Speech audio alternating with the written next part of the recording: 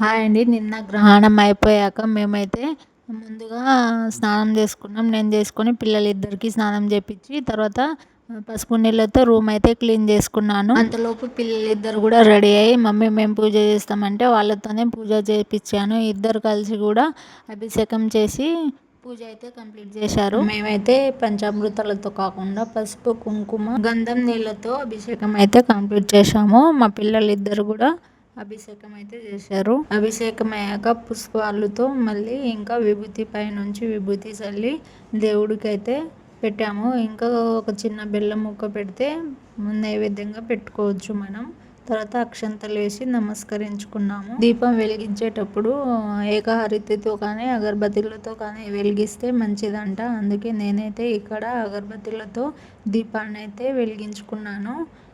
Direct అగ్గిపుల్లతో వెలిగించుకోకూడదంట. ముందు మనం అగ్గిపుల్లతో అగరబత్తులను వెలిగించుకొని అగరబత్తులతో మనం దీపాన్ని అయితే వెలిగించుకోవాలి. లేకపోతే ఏకహారతితో కూడా వెలిగించుకోవచ్చు అంట.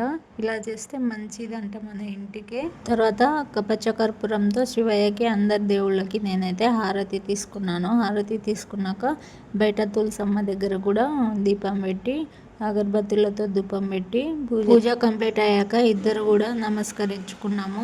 పిల్లలు నేను ముగ్గురం కలిసి నమస్కారం చేసుకొని లోపలికైతే వచ్చేసాము. వచ్చి పిల్లలేమో మమ్మీ టీవీ పెట్టు అంటే వాళ్ళకి టీవీ పెట్టి కూర్చోబెట్టిన తర్వాత అయితే నేను చిక్కుడుకాయ ఇంకా ఈవినింగ్ డిన్నర్ కోసం రైస్ అయితే వండుకున్నాం. అప్పటికి కొంచెం లేట్ అయింది పిల్లలకు. కానీ తర్వాత అయితే ముందుగా ఒక ప్యాన్ పెట్టుకొని మనం ఆయిల్ ఒక స్పూన్ ఆయిల్ వేసుకొని సన్నగా కట్ చేసుకున్న ఉల్లిగడ్డలు వేసుకోవాలి. ఉల్లిగడ్డలు గోల్డెన్ కలర్ వచ్చేంత వరకు ఫ్రై చేసుకోవాలి. తర్వాత మనం ఒలిచి పెట్టుకున్న చిక్కుడుకాయలు దానికి కాంబినేషన్ గా మెంతి కూరను యాడ్ చేశాను. మెంతి కూర వేసి చేస్తే దాని ఫ్లేవర్ అనేది చాలా బాగా వస్తుంది. కర్రీ చాలా టేస్ట్గా వస్తుంది. తర్వాత మనం సన్నగా కట్ చేసుకున్న టమాటాలను వేసుకొని కొద్దిసేపు మగ్గనివ్వాలి. టమాటాలన్నీ కరిగేంత వరకు మగ్గనించుకోవాలి. పైన ప్లేట్ పెట్టి 2-3 నిమిషాలు ఫ్రై చేసుకోవాలి. తర్వాత మనం ఉప్పు, పసుపు, కారం, ధనియాల పౌడర్ వేసి ఒక 10 నిమిషాలు ఇంకా ఫ్రై చేసుకోవాలి. తర్వాత మన కర్రీ ఎంత కావాలో అంత వాటర్ వేసుకొని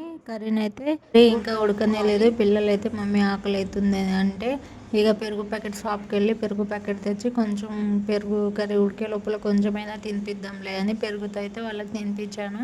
ఇక పెరుగుతో తినిపిస్తే ఇంకా మంచిగానే పనుకుంటారులే, నిద్ర కూడా బాగా వస్తుందని పెరుగుతో తినిపించేశాను. తర్వాత కొంచెం కర్రీతో తినిపించాను. అయితే ఇవి అయితే స్వీట్ బాక్స్ నిన్న మా అన్నకి వాళ్ళ క్లినిక్లో ఇచ్చారంట. స్వీట్ పిల్లలు తింటారని పిల్లల కోసం అయితే మా ఇంటికి తీసుకొని వచ్చేసిండు. పిల్లలకి ఇష్టం కదా స్వీట్ అని. ఇంకా వాళ్ళ క్లినిక్లో హోలీ ఆడుకోవడానికి కలర్స్ కూడా ఇచ్చారు. వీడియో నచ్చితే ప్లీజ్ లైక్ చేయండి.